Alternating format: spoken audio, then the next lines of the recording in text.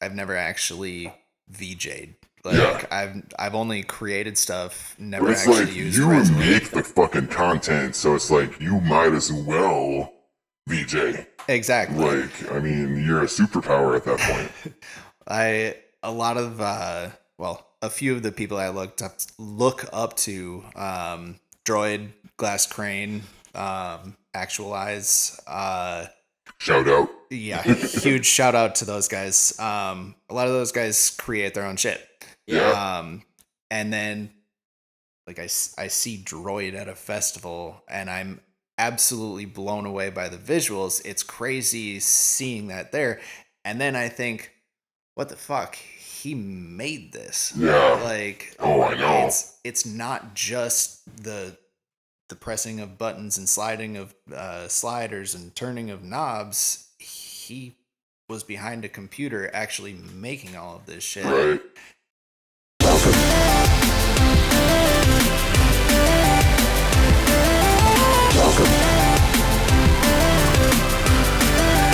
Welcome to Ghosteater Friends.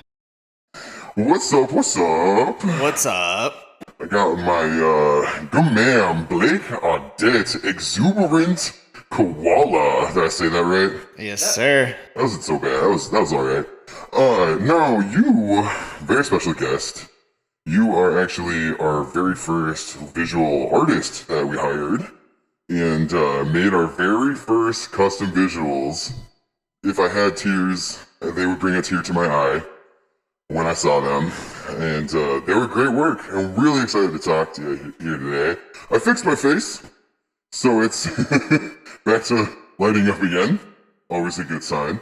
And yeah, we're gonna just kind of gotta get into it. So, first things first, you met Sam a while ago. It was EDM scene shit, right? Yeah, it's been goddamn 10 years. Yeah, just about. Plus. Or maybe even more, yeah. I don't even know. It gets a little hazy back then.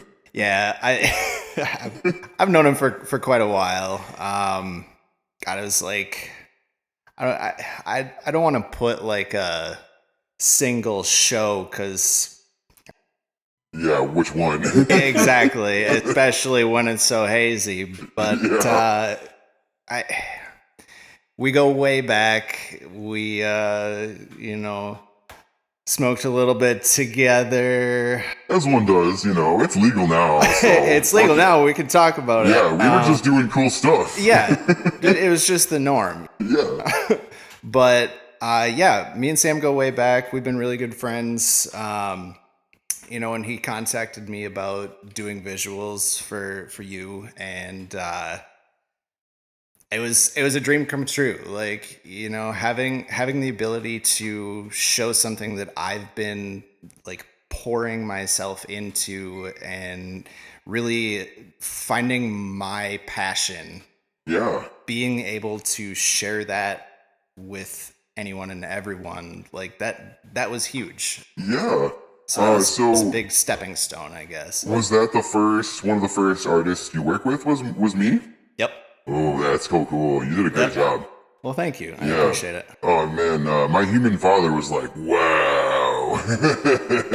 That's so cool. How did you do that?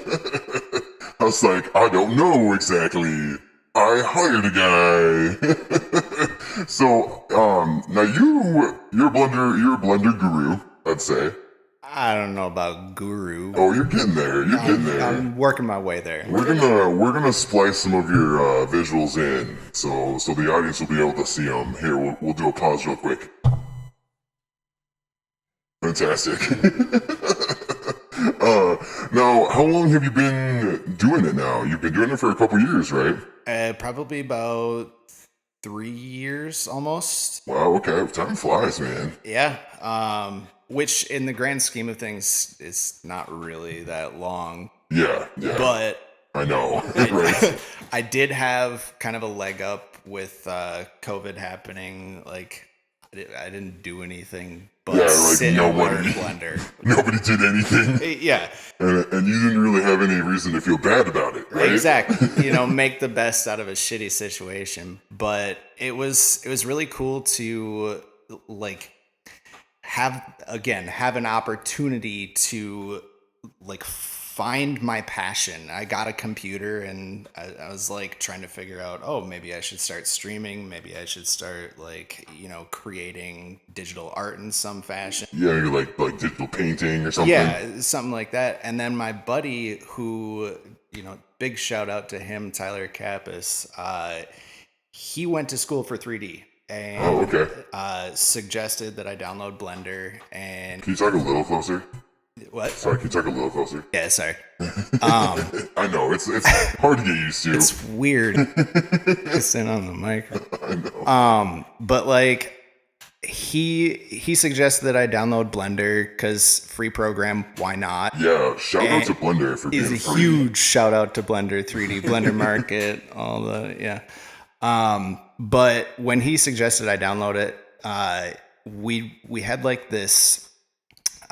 There's an artist we both follow. Actually, created the last level of Halo 3. Oh, sick. Yeah. He does like these challenges every month where he challenges any and every 3D artist to create something from a prompt, essentially. As if you were going to be prompting an AI to do something. This would be your prompt. Oh, yeah, okay. You model something, and the purpose of the model is supposed to be conveyed through the shape, through the form, through what it looks like. And that month's challenge was a weapon.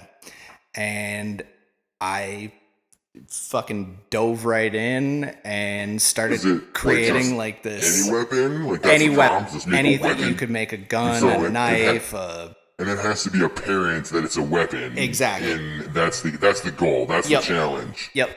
Okay. And so I started making this insane like knife that had a like heated coil on the inside and like brass knuckle style like heated thing on the outside. Sick. It was absolutely insane, but impractical, but awesome. Exactly. Good for killing zombies. Yes.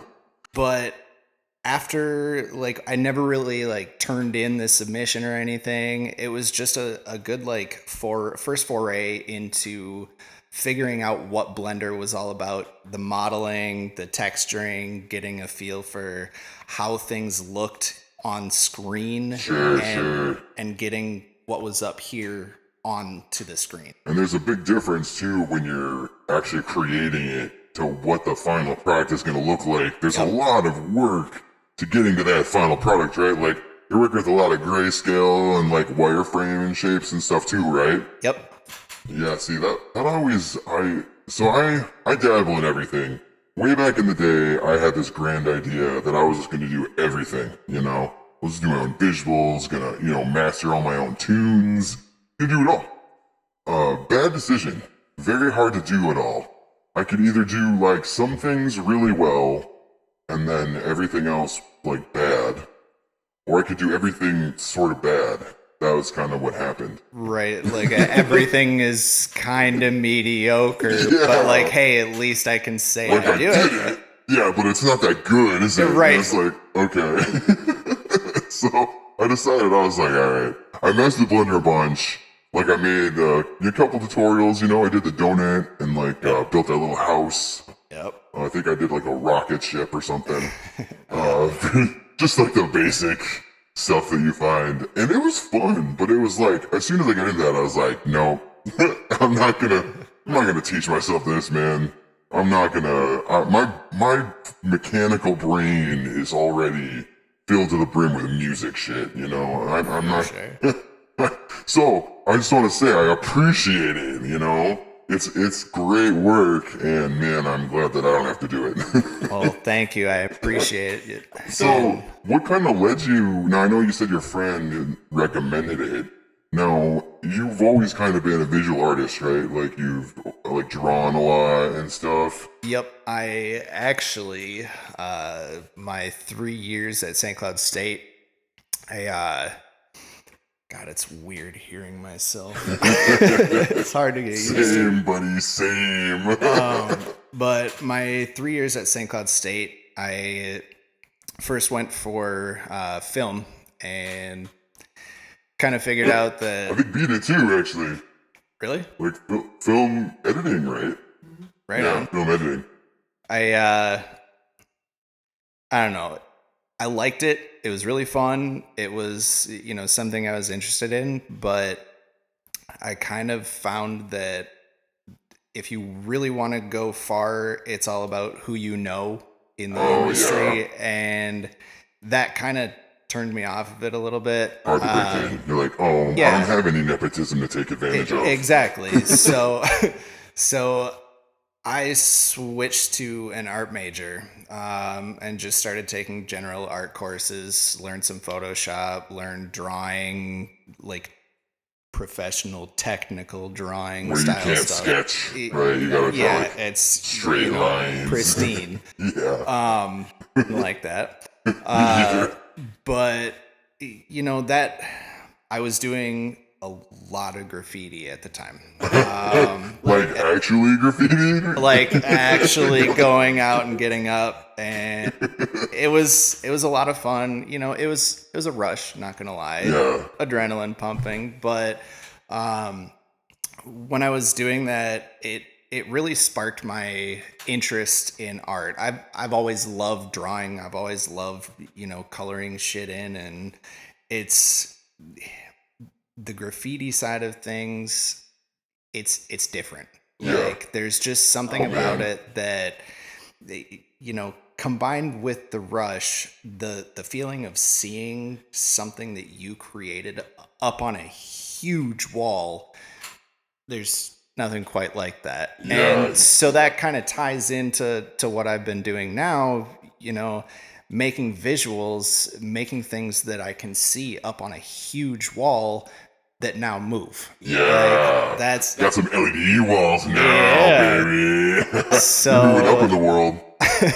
so it I was see. So like you kind of saw you did this cool graffiti art, and then you step back and you're like, whoa, right?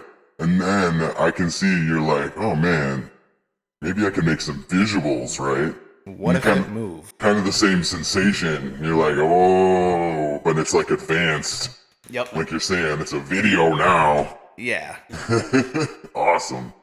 So that was a really good like kind of transition. And when COVID happened, the focus for me at the time was doing a lot of graffiti. I was, sketching stuff. I wasn't really putting much stuff up on walls, but I bought myself an airbrush. I was, doing a bunch of stuff with that. Kind of practicing your techniques and stuff. Yep, techniques, line work, getting different shapes and forms down and stuff like that. Well, graffiti, it's like its own art form in itself and making it, right? Like you Yep. can't really sketch graffiti. Like all the cool graffiti has all those layers. Yep. Like that always blew me away that they could like visualize that and It's like hard. like make that layer happen, and not like I'm so used to computers, I just Yeah. switch between layers. You know what I mean? Yeah. A little bit less, and much more intuitive, a little less skill involved, I'd say. For sure. So you were doing graffiti, kind of circling back. Sorry, I tangent sometimes, but you were doing some graffiti during COVID. You brought some airbrush stuff, and then was it just like going digital out of like convenience? Well, I initially bought the PC to play video games. Sure, Won't lie. been there. Yep. But because of the graffiti background and messing with stuff, I saw all these graffiti artists on Instagram putting out stuff digitally, and I was like, maybe I could break into that. And that was when my buddy suggested Blender. He was like, okay. yo, make some of your graffiti shit in Blender. Yeah, Make that'd be it sick. actually 3D. Yeah. And so I did the weapon challenge, and I will say I haven't made any graffiti shapes in Blender. Like I Yeah. haven't made any 3D pieces of graffiti stuff, but I have used like actual graffiti both pictures of other people's stuff and my stuff in different renders. I've used it as like kind of background element, like Yeah, on that's walls to make it seem more realistic and everything. Oh, okay, So, sick. yeah, it's cool to tie all that in.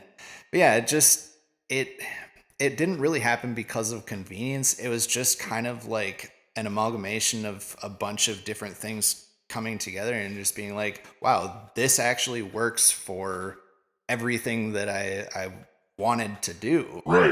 It's kind of serendipitous almost. Like, Exactly. you didn't plan this, you just stumbled your way into it. Yep, it kind of fell in my lap, so to speak. But yeah, man, I can relate. My whole existence is just an art project and a social experiment that we're just gonna see how far we can take it. Yeah. The farthest. Hey, if I ever make it to those festival main stages, I mean, your visuals are gonna be up there, man. We're gonna have to figure out how to do that, reformat it to the huge screens. Probably have to have like three renders, probably. Yeah. It'll be cool though.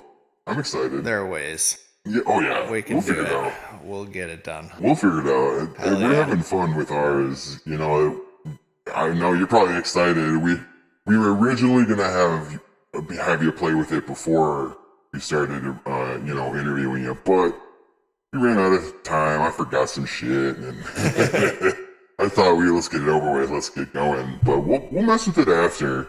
Yeah. It's cool technology. It's definitely not as simple as I was led to believe. I messed with it like in 2013 was the last time I was in serious productions like that. For sure. And I wasn't given any real responsibility. I was just fixing cables and plugging shit in, I didn't even know what I was doing. And then I think all the marketing really got to me. Said it was 4K, said it was super easy plug and play. Not quite. Both things are technically true. However, they certainly leave different impressions, I think, than the truth. Yeah. What did you say, B? Did you say something? Oh, okay. I thought I heard B putting them on the spot. What the fuck you say? But we'll get your visuals on there. I'm excited. We brought some. You brought some for us to test. Yes, I did. We're gonna have some fun with that. Now, do you? I've always wondered if VJs the top VJs right now. I'm sure a lot of them make their own visuals, right? Yep. Is that kind of ultimately what you want to do? That is the ultimate goal. That is sick. I'd like to be a professional VJ. I got a lot of work to do and a lot to learn. Yeah, well, you can learn right along with us if you want. Oh, 'cause, hell yeah, I'm down. We didn't actually know what you were doing. I had all the right ideas. But I don't know how Resolume works. I'm learning, but we can learn together. I'm down. It'd be fun. That was something for me. I've never actually VJ'd. I've only created stuff, never But it's actually like used you Resolume. make the fucking content, so it's like you might as well VJ. Exactly. You're a superpower at that point. A few of the people I look up to, Droid, Glass Crane, Actualize, Shout out. yeah, huge shout out to those guys. A lot of those guys create their own shit. Yeah. And then I see Droid at a festival and I'm absolutely blown away by the visuals. It's crazy seeing that there.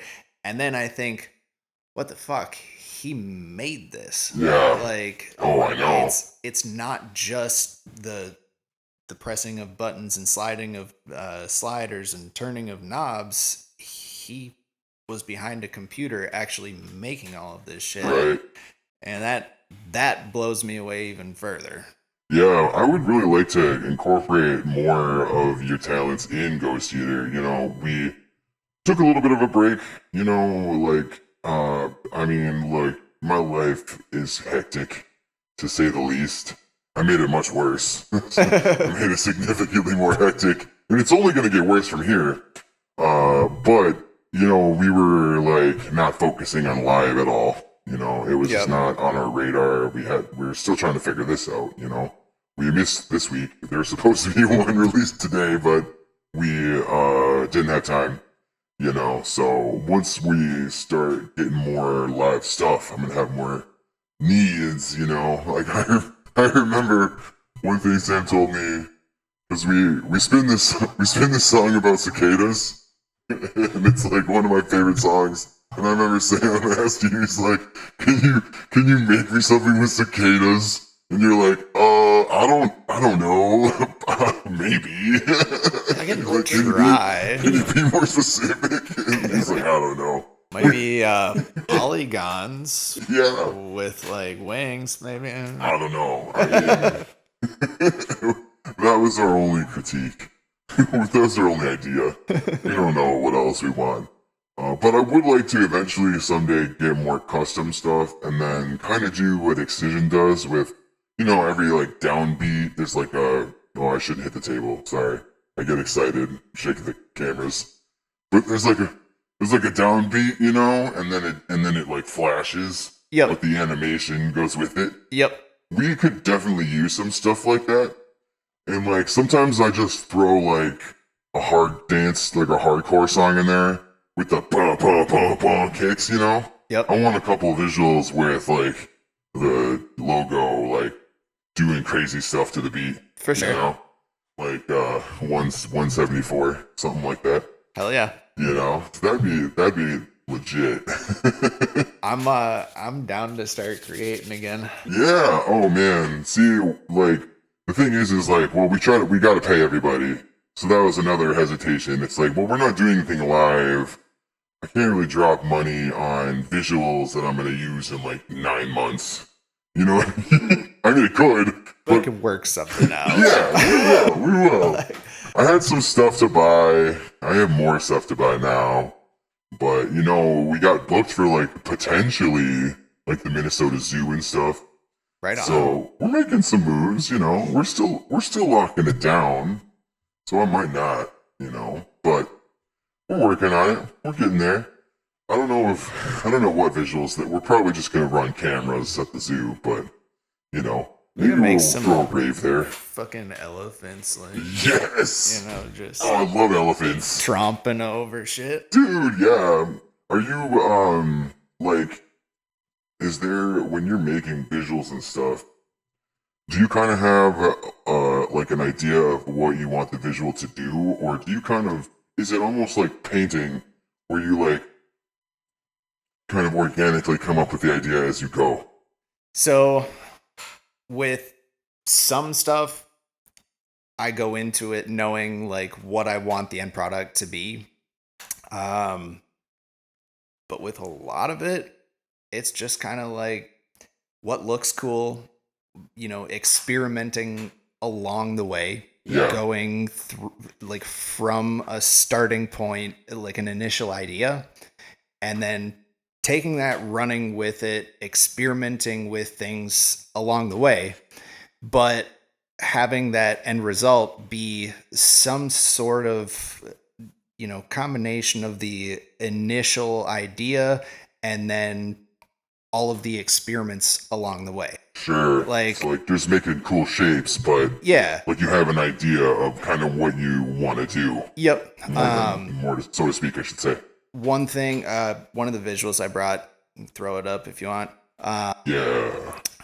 Just gotta tell us which one. It's a particle animation. I went in knowing that I wanted to do a particle sim, but not knowing like really where to go with it. Is it like a particle cloud? Yes. Okay.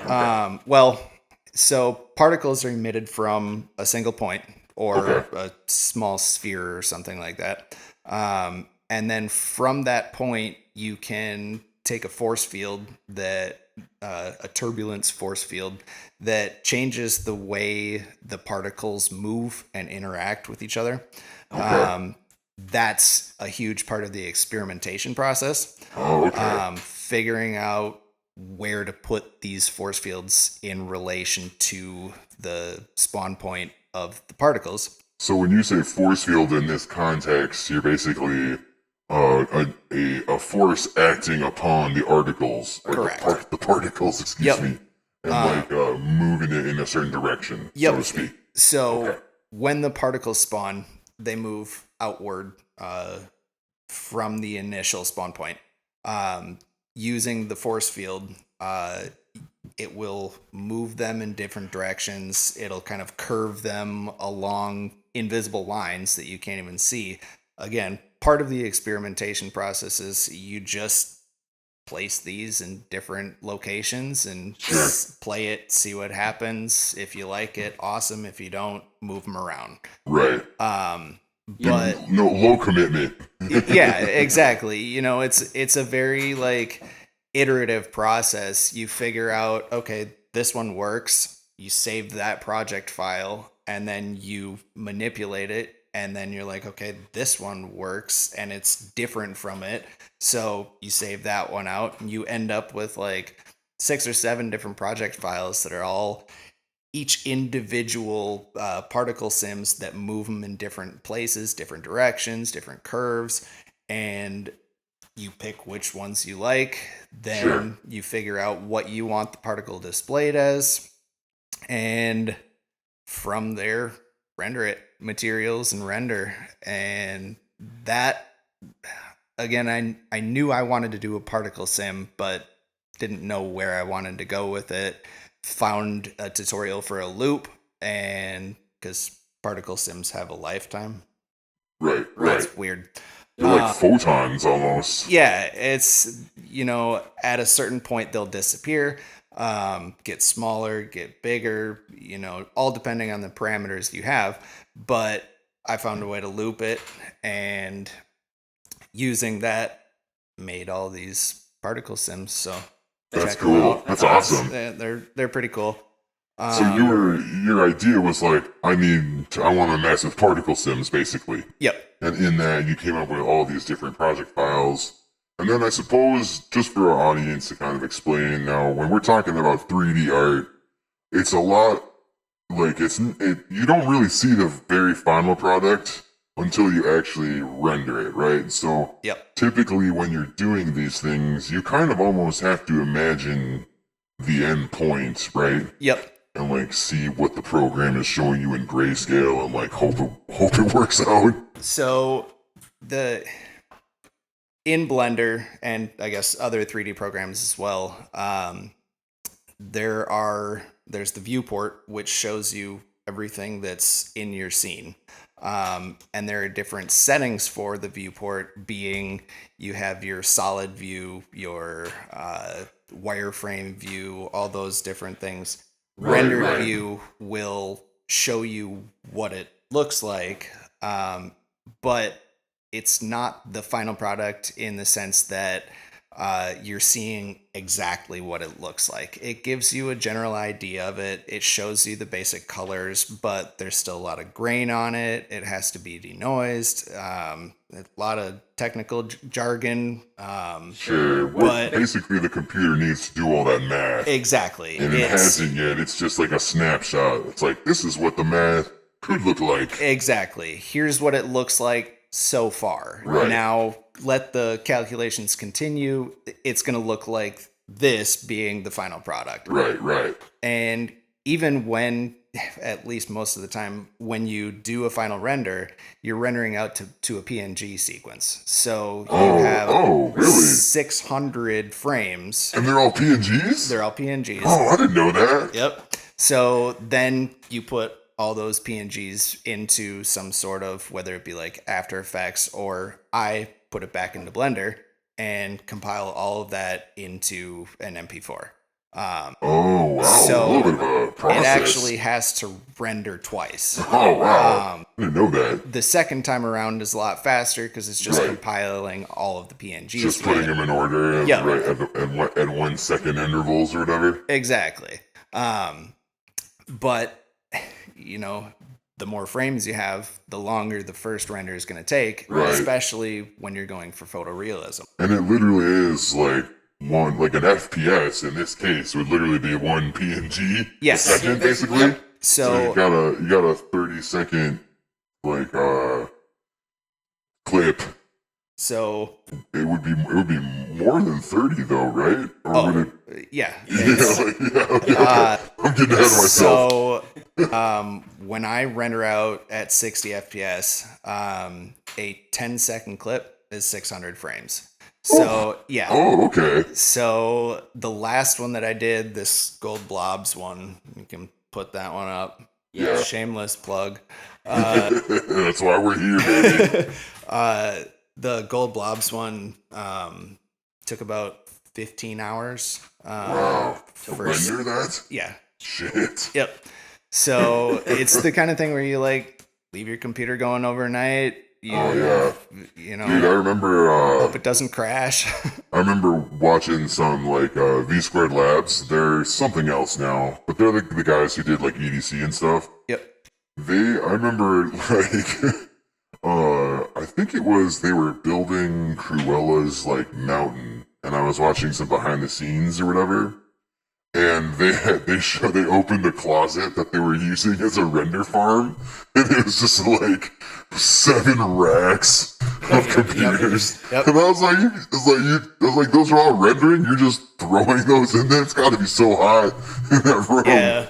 My actual the goal is to start VJing. The goal before that is to get myself a better graphics card, so renders don't take 15 hours. One of the projects that I did for Necromancer. Oh yeah, shout out Necromancer. We got to get that guy on here. Yeah, huge shout out to the boy. One of actually 2 of the clips I had to send to my friend to render. Oh really? Yeah. The computer just couldn't fucking do it. It could. Or it just take a week. It would have taken. So each clip was 20 seconds long, so 1,200 frames, and I want to say it was like a solid 3 days of render time. For just one of the clips, and I did 2 of them. Oh man, so it literally was a week. Yeah. So I sent those off to my buddy. He's got a 3090 Ti, and now he's got a 4070 or something. Fuck like that guy. I wish I had that. Right. I have a 5700 XT that I like a lot. But jealous. it's it's good for gaming. Yeah. I think we have a 40 or a 3060 on this laptop that we're using right now that you'll hook up later. It's good enough. We're only running 720 right now anyways at like 60. Yeah. So, I'm still jealous. Someday yeah, me too, man. I've got a 1660 Ti. That used to be top of the line. I think used to be like maybe 5 years ago. He's got a 1650. It's a super. I was looking at graphics cards a couple weeks ago. Are they? I think they're going down now in price. Are they? Well, kind of. Yeah, I suppose it's been so distorted for so long. Yeah, it's so you're still paying like $1,000 for the card that I want, which I'm not, super upset about. Yeah, I kind of get it, but at the same time, I see my buddy running the 3090 Ti. He's got the Threadripper and is able to. He literally rendered one project overnight each night, and he said it finished in like 6 hours. See, someday we're gonna have a render farm just like that. Like we'll be like Dead Mouse. I'll have like 46 GPUs and network them all together. Like that's what we'll do eventually. I'll get there. I mean, look, even if I don't have the reason, I'll probably still do it. Render my projects in real time. Yeah, right? Well, eventually, you mentioned that. Eventually, we're going to use, like, Touch Designer and stuff. And we will be live rendering visuals. You'll be there. I'm sure. I really want to start learning Touch Designer. I had our buddy Paul. Yep. Who is a good... Yeah, you know Paul. Yep. We shouted you out, actually. Paul shouted you out. I couldn't remember Exuberant. I kept... I was like, it's something Koala. Much love, Paul. Yeah, shout out Paul on it's the plant now. I'm forgetting the plant name. Paulos Labs? Pothos Labs. Shout out to B helping me out. I don't have the best memory on the best of days. But Yeah, like 16 gigs RAM. For what? Your memory. Oh, You know, with your computer brain and everything. Yeah, well, I don't remember my hardware specs anymore. I was built by some advanced civilization in another universe. And I was kind of broken when I got here, so it could be anything. Well, someday we'll probably find out. I think it's at least 16 gigs. A little bit more. I'm at least comparable to humans. You know, I wrote some good music. I can do my best. Yeah, eventually we want to do Touch Designer too, but like still, Blender would be good to make like the scenes that we want, and Touch Designer would almost more be like an extra utility. Yep. To help us manage the data. Yep. You know what I mean? For sure. Like that's ultimately what I see. I'd see we'd probably use Resolume as the brain, and then feed it Touch Designer when we wanted to. For that sure. kind of stuff. Yeah. I've seen some pretty words really can't describe how insane some of these visuals that I've seen come out of Touch Designer. Oh, dude, Deadmau5's Cube V3 is all Touch Designer. That shit was nuts. It's so reactive. Oh my god. That always bugged me so much about like house music and like techno DJs. It's 130 BPM and it's a quarter note kick the whole time. How can you not work it on the fucking beat? Drives me fucking crazy. If you're a lighting designer and you can't hit cues on the beat, you need to work on that. It's actually harder than you would think. Bitch, I'm a DJ. I know all about rhythm. With visuals, it's all frames. That's true. All right, you're right. So I'm not trying to be dismissive. I'm just saying we all got jobs to do. Okay. You're right. You got BPMs. You got FPS. It is different. Like, it is different. I suppose, like, if you trigger, like, it's just gonna go on the first frame. Yep. Right? So, like, I can see how it could be a little difficult, actually. It all depends on, like, where you want the beat in terms of, like, what frame you want it on. God, I suppose. Because, like, if you want it on the beat, there's actually a little bit of delay in what you want to do, I suppose. Yep. Oh, man, I'm eating my words right now. My bad. Not so easy. I didn't mean to insult any VJs out there. Not at all. You're not actually a bitch. I'm a bitch. But, anyways, I digress. Okay. Keep putting me in my place. So, I guess you're saying that, like, to hit it on the beat, like, for example, I'm thinking now of Excision. And, like, when they want it to hit on the beat, there's, like, an expansion. Like, it doesn't just cut to that frame. Yep. Oh, so man. the thing about different styles of music, all their downbeats, are gonna go different places. Right. So maybe not different place. I digress. Your frames, if you're running at 30 FPS or 60 FPS, you have to do a bunch of math to figure out, frame 1 is your downbeat. How many frames is it until your next downbeat? If you have tempos that are, 140, 120, anything divisible by 60 or 30, it makes it a lot easier, but you still have to line it up. Your keyframes for everything are going to be set up to where, like if you sent me a track and I'm creating visuals for it, I'm going to put your track in Blender. It'll give me the waveforms and everything. Cool. And I'll be able to see, okay, this frame, I need to have whatever action happen on this frame. And then okay. however many beats after that, this frame, I need whatever action to happen, whether it be lights, getting brighter or dimmer, different Right. flashes, or, something more complicated like an object moving, slamming into something else, or, if like we were talking elephants earlier, elephant stomps, each one would be on a downbeat. You're trying to get each Oh stomp yeah. to That's have that's a great example actually Yep. to illustrate what you're talking about. Like, yeah, you can't just hit for lighting. It's actually a little easier. You hit it, it starts on that. But Yep. you can't just start the elephant at the downbeat. Exactly. It's gotta go down. it's So- got to hit. And then you also have to think about, okay, am I using his back legs for everything? Am I like, is a downbeat going to be on one of his back legs? Or is it just front, front, front? Yeah, I suppose. Yeah, like an AT&T walker. Right? You gotta do the math. No, I spin a lot of 150. Is 150 divisible by 30? Could someone math? Math? Yeah, I don't know. No. I don't think it is. I don't know.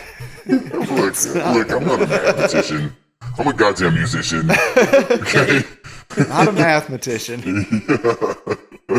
So with shapes, not numbers. Right. How do you figure that shit out then? Like, So, like I said, you're gonna you'd send me a track and I get the waveforms and I'm essentially just lining up keyframes. oh, okay. So you can see in Blender where the hit is. Yep. And it's like we're kind of talking about an ebb and flow. Yep. So you can see the ebb. Yep. That's what you're saying. And then you can right match when it it up. peaks, that's where you put the keyframe. Right. So whatever frame that is. And that's another thing, like where it gets difficult. What if that peak is in between two keyframes? You got to make the executive decision. Like, am I going to put it slightly before or slightly after? Because you can't split a frame. Right. So, Like it wouldn't render that way. no. Have the same thing happening in both frames if you try to do that. Right. So, which I guess could be a solution, but at that point, the hit doesn't happen exactly on the peak. Sure. So, That's interesting because I Yeah. know, like, when in terms of like when I'm thinking about that, like you said, mixing music and VJing, my cues are right on there, but I suppose there is like a millisecond delay, but that's just like how music works and how you get the data, yeah, right? when you're creating, you quantize everything, right? Right, absolutely. It's going to be directly on beat. Yeah, It's just your metronome, whatever your tempo is, like your beat is going to be that. Like, Right. When BPM is set. interesting. Yeah. Yeah, because there's not a pre-delay, so to speak, in audio. Right. Like you hit the kick and it hits. Yep. So that's interesting.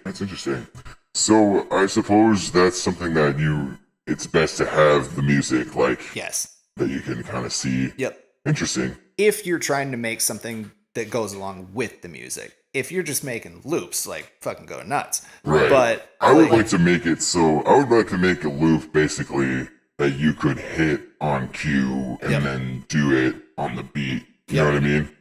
And that you're also going to have to figure out, like, how long do you want your clip to be? Like, what's one bar? How Right. long is that? Right. And thus, how many frames is that going to be?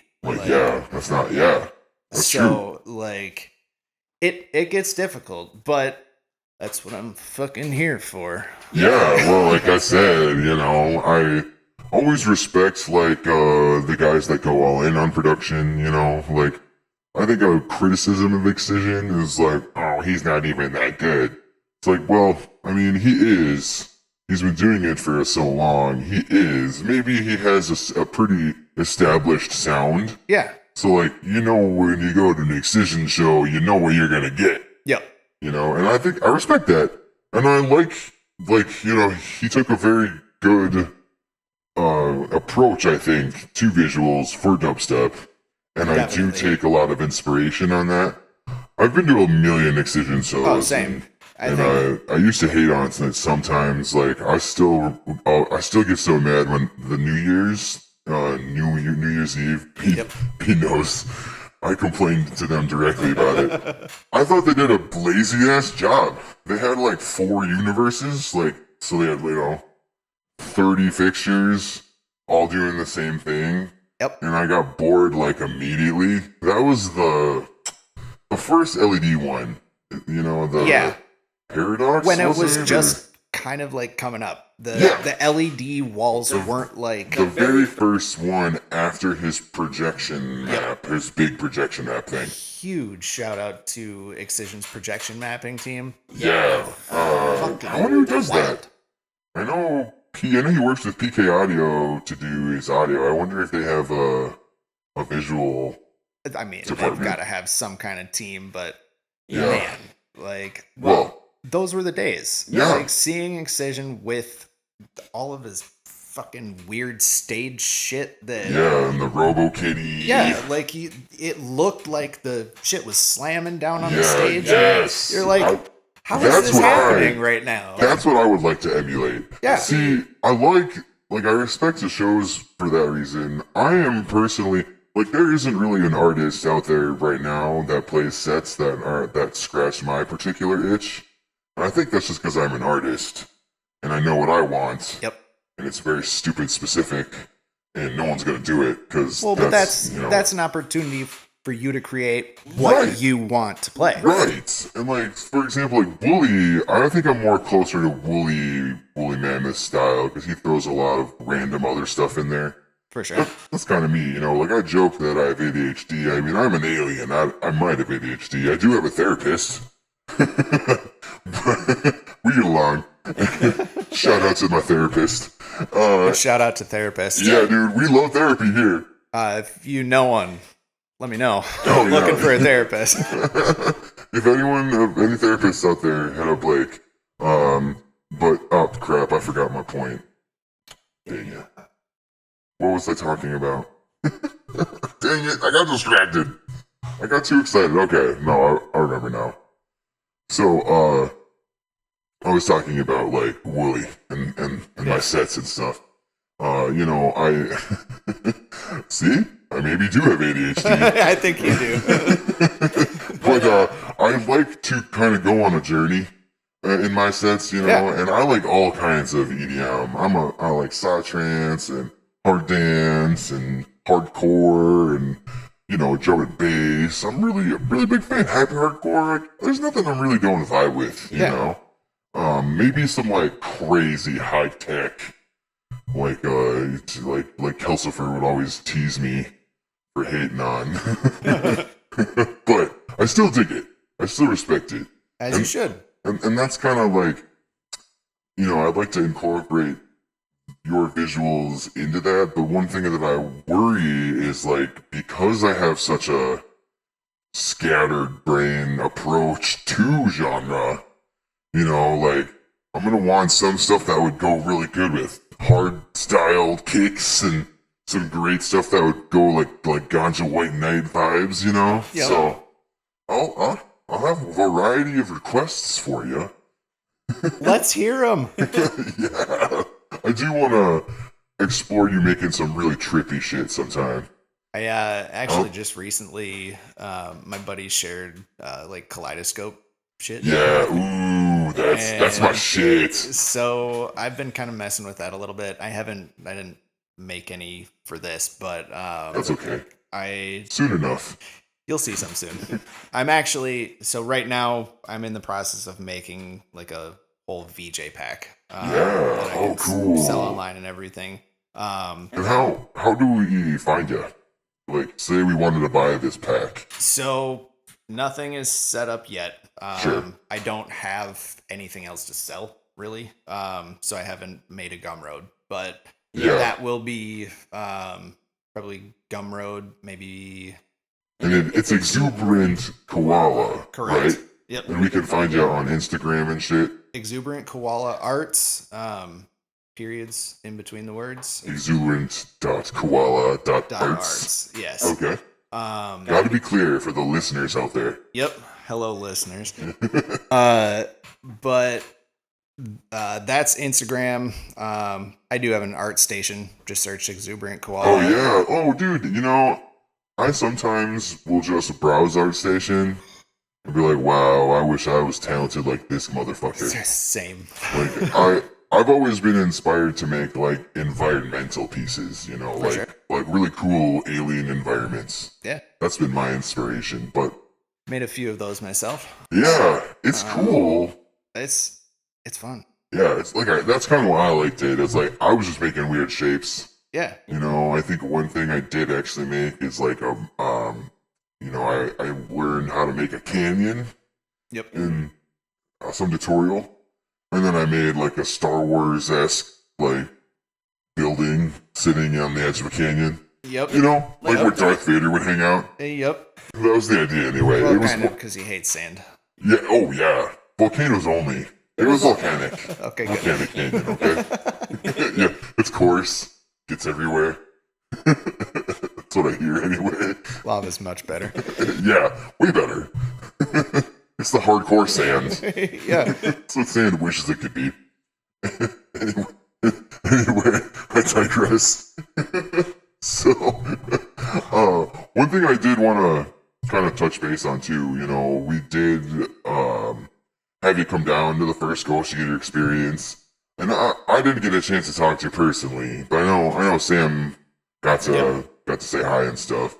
What was it like? I mean, that was the first time that you really saw your visuals, right? Because it was pretty cool. That was life-changing. Oh man, really? It was life-changing for us too. Seeing something that you've created, not only just out in the wild, right, appreciated by other people, like seeing it there for everyone else to appreciate. That's something that words can't describe. Well, it just looked like it belonged, right? Yeah. And you're like, yeah, I'm responsible for that. It felt natural. Yeah. Like, oh, absolutely. It was like, okay, this is what I'm supposed to be doing. Yeah. I need to keep creating this. I need to put myself out there more to, not only just help you, but any other artist. Shout out any other artist. If you guys want visuals, let me know. Absolutely. I'm down to create. And we can just like DM you, right? Yeah. Yeah. Shoot me a message on Twitter, exuberantkoalaarts@gmail.com. Shoot me, whatever. Formerly known as Twitter. the social platforms formerly known as Twitter.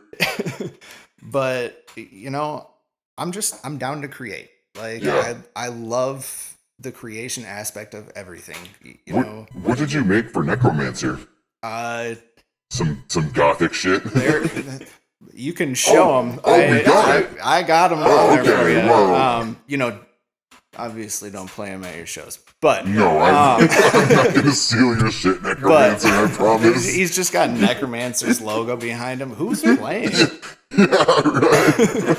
Just borrowing this. But we'll show it on the episode though. Yeah. But I made just a few like basic logo things. The one that I'm most proud of didn't actually get used in the way it was intended to. So maybe if you want to edit this out, but edit that out. But my proudest one from that one, there's a skull sitting on a stump, and it's got his logo on like a metal plaque kind of thing in front of it.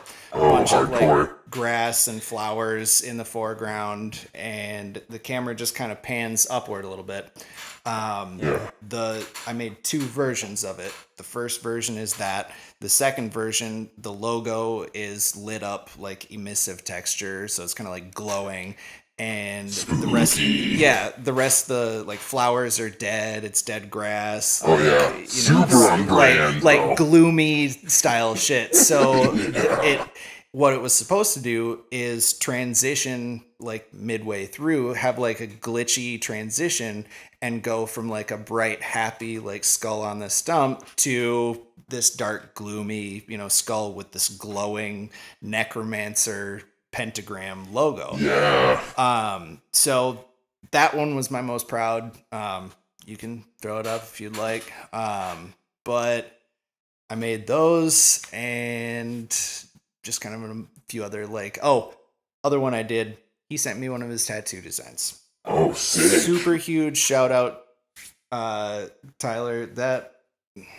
It was amazing to be able to work on something like that, have something that you created that I could then, kind of tweak, play off of, and you can throw that one up there too. But that's his tattoo design. And then I made it in 3D, spun it around and shit. And sick. Yeah, it was really cool. Do you do character modeling at all? That was one thing, because ultimately I like to make like a 3D avatar of myself.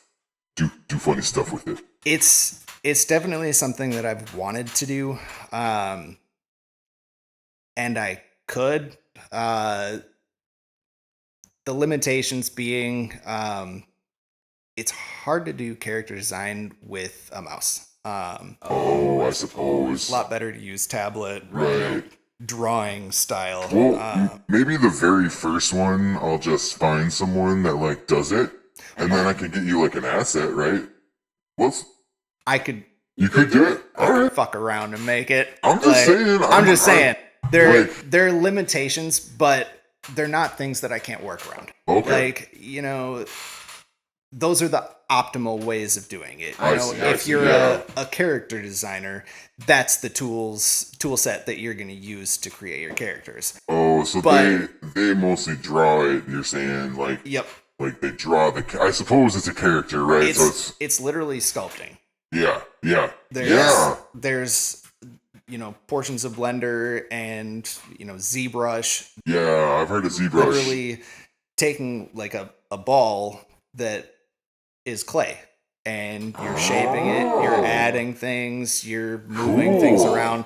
So using a brush style, being able to use your hand like this instead of, point and click allows you to get a little more control over it, have a little more flow. It just works a little bit more efficiently. Yeah. But that being said, you can still do it with the mouse. Yeah.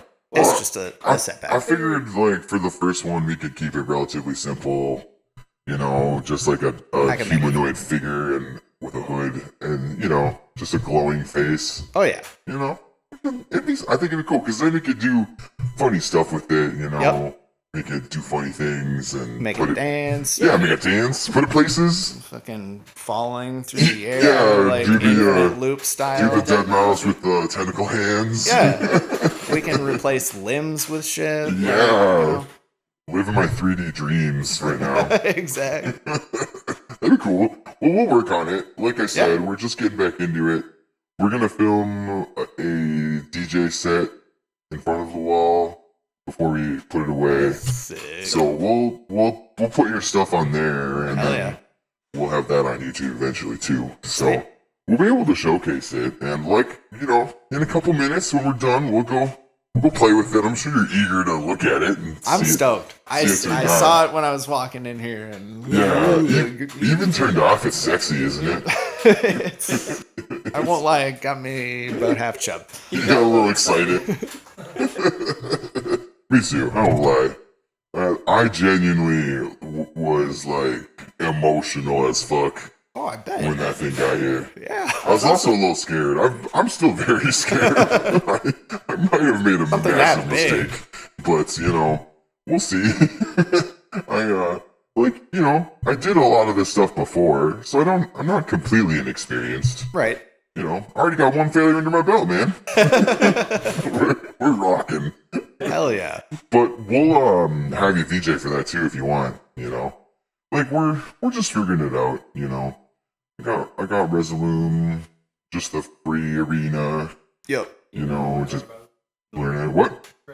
Oh, nice. Look at that. We're at a fucking hour. Lit. I'm telling you, We man. can keep going. That's what I'm saying. Do this all night, Dude, I swear, every single guest we've had, I think pretty much everyone we've had said the same thing.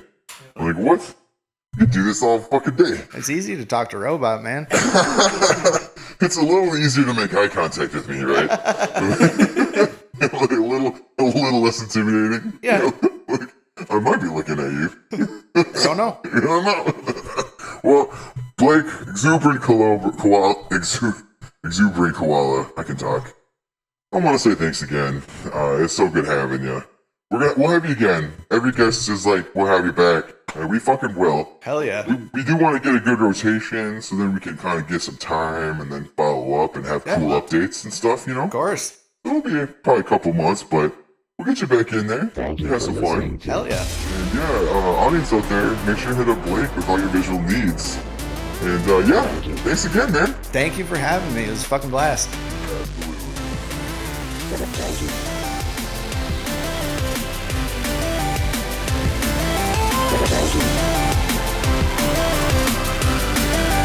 Thank you for listening to Ghosteater and Friends.